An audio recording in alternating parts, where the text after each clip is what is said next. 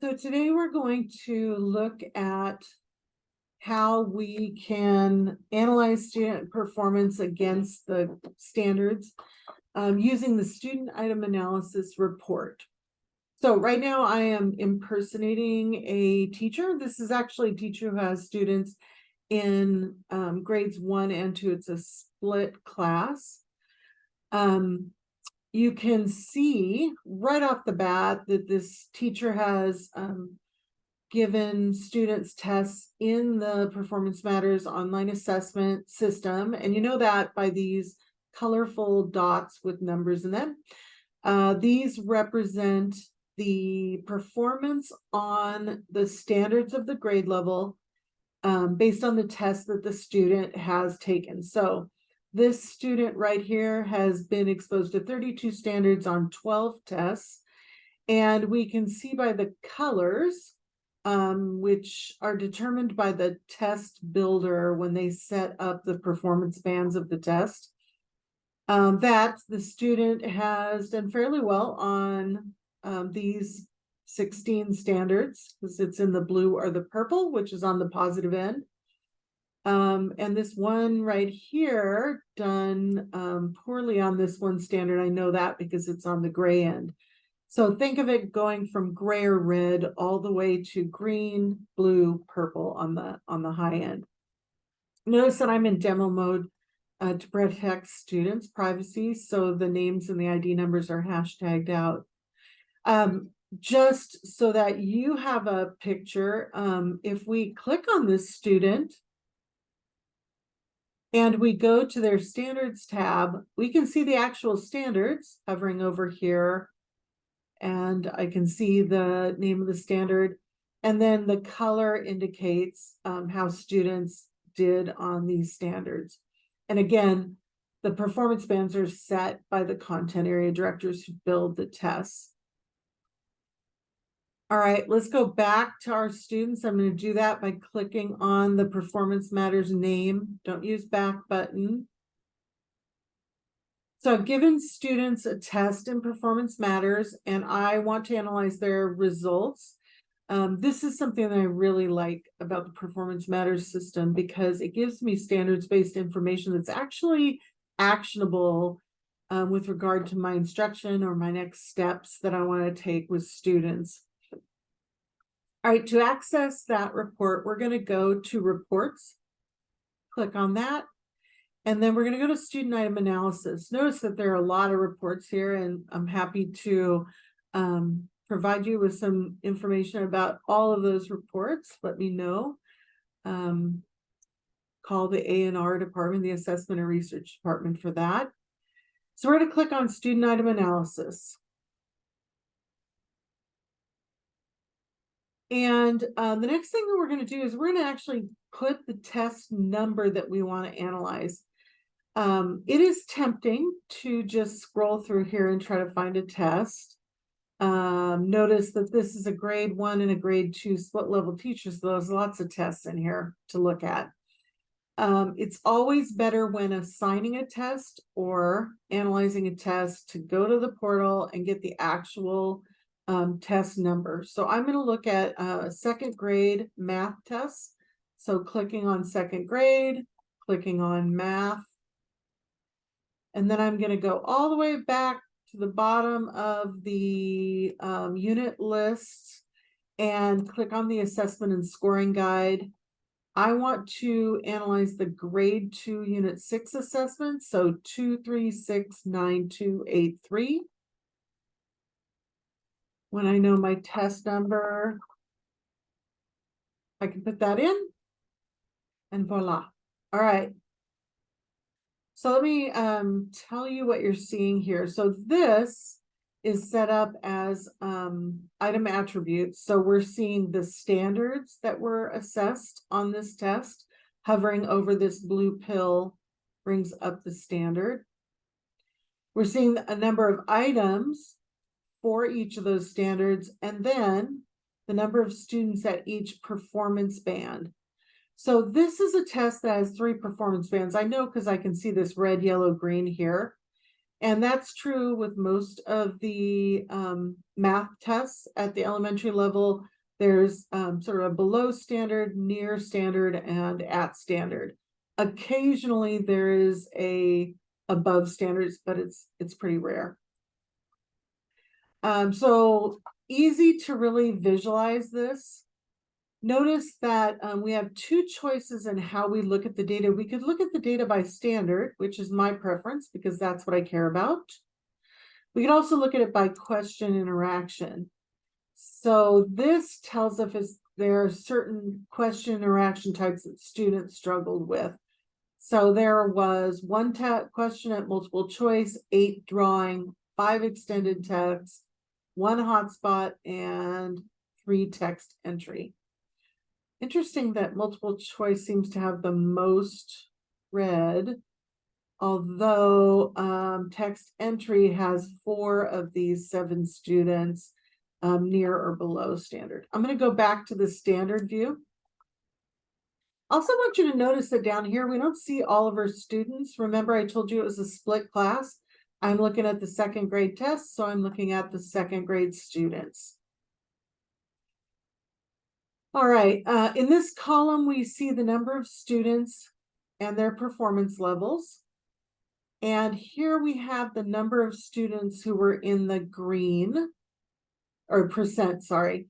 So 85.71% of students for this standard were at standard, while only 28.5% of students were at standard here. I could change this.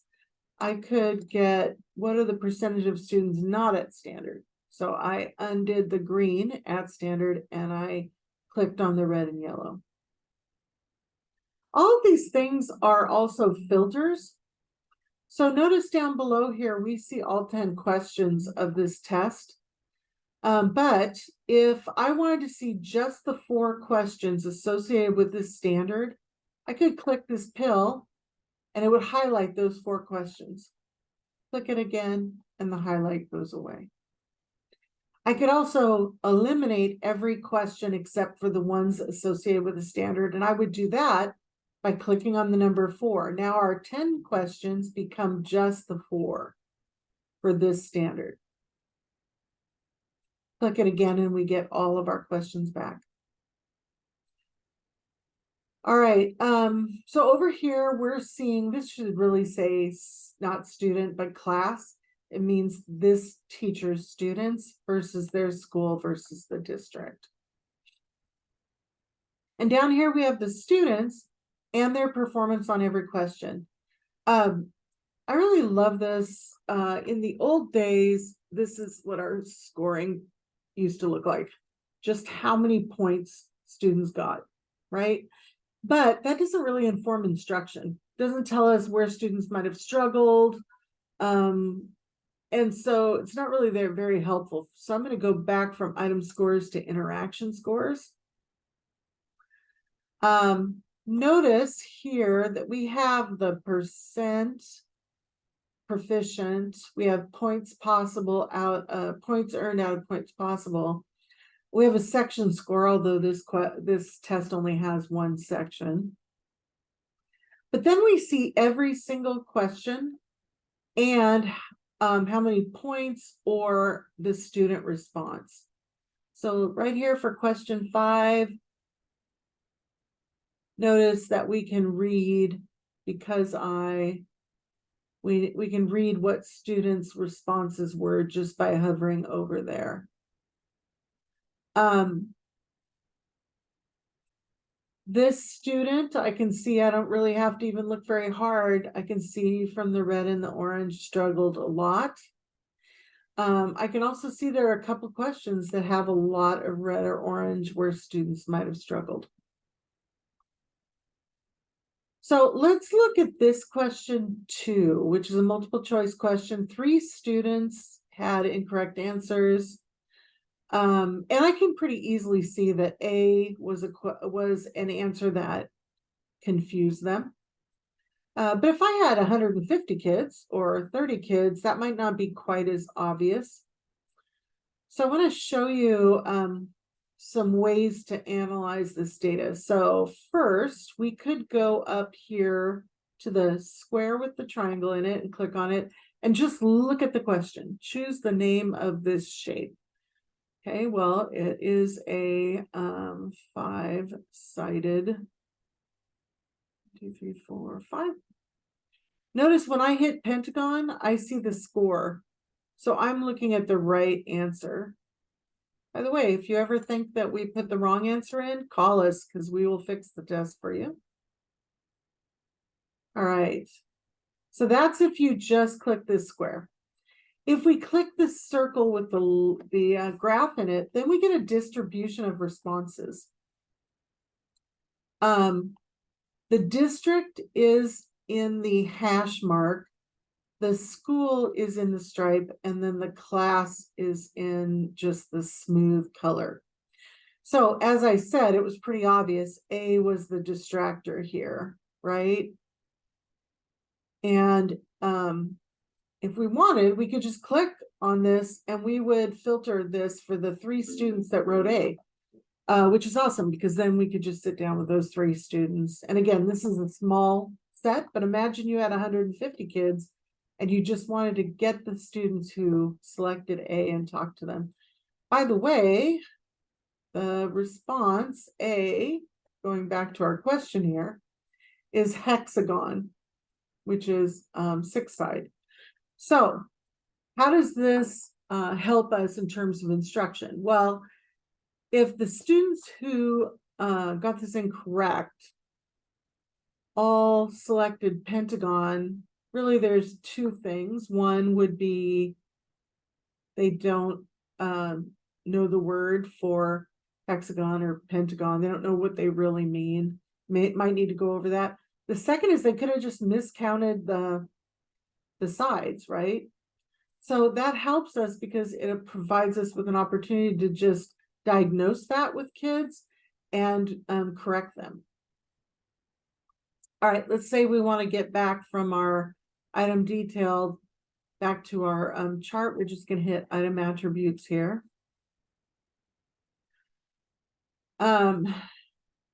So again, as we go down these, we can see actual student responses. Now, because I'm in demo mode, I could do this with my students and we could look at correct answers and compare them to wrong answers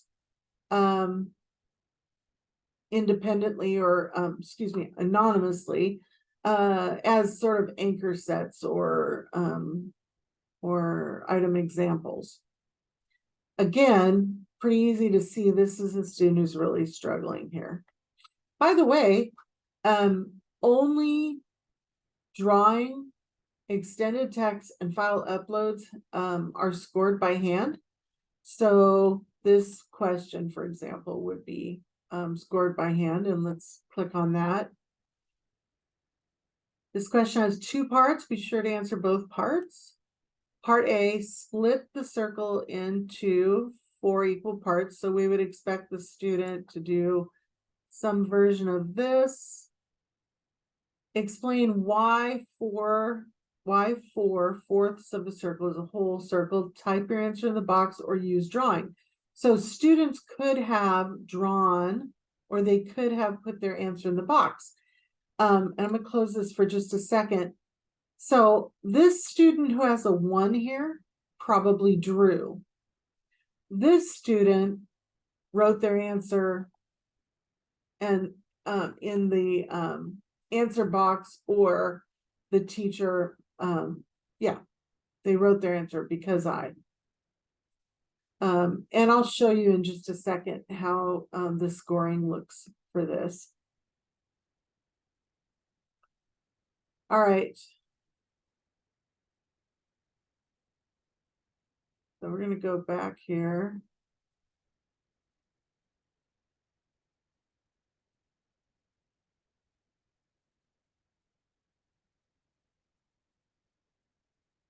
All right, so I have my students up again, And there are different ways that I can get to my item assessment or my student item analysis report. One is that I can search for it in this box right here.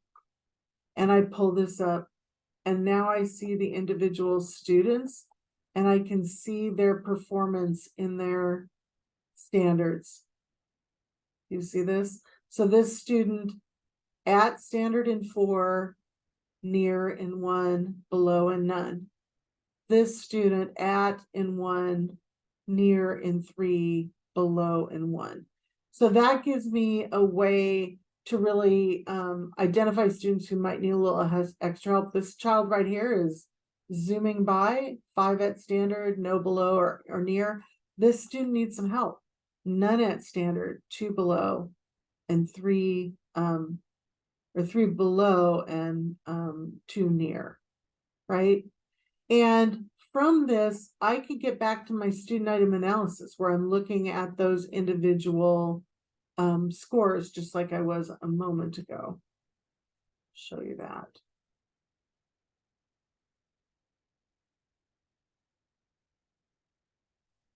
All right, going back to my students.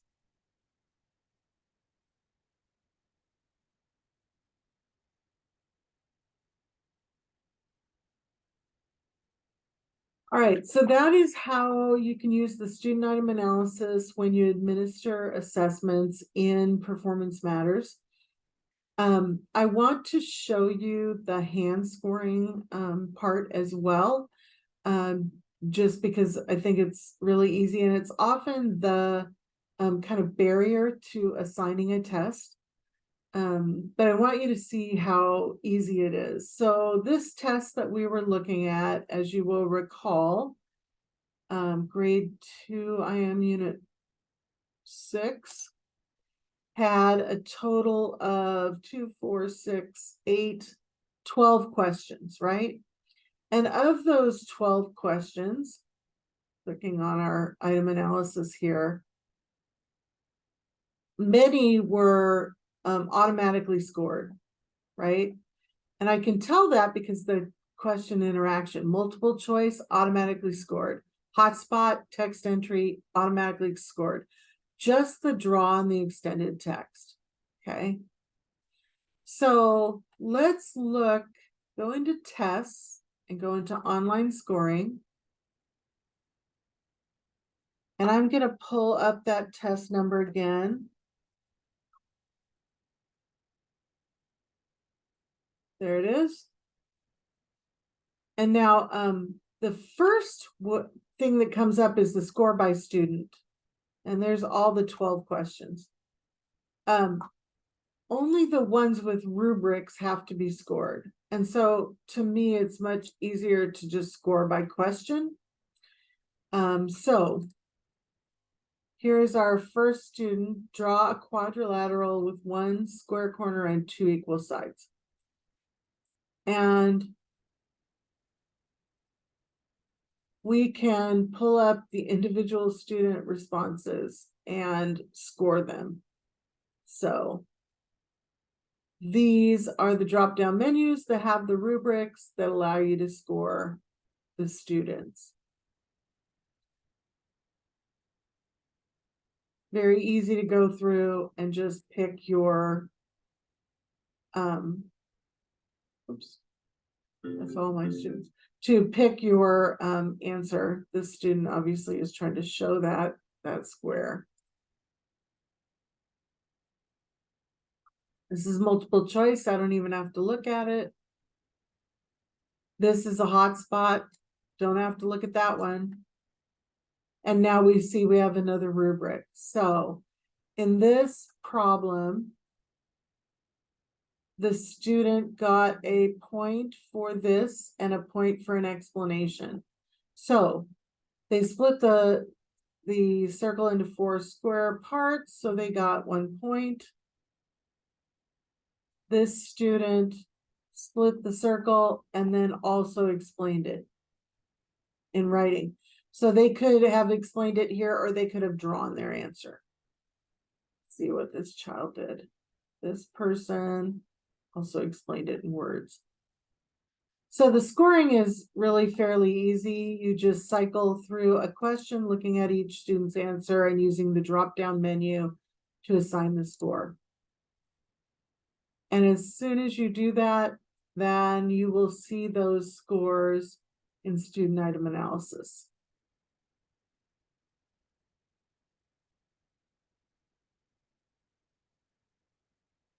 Right here. That's all there is to it.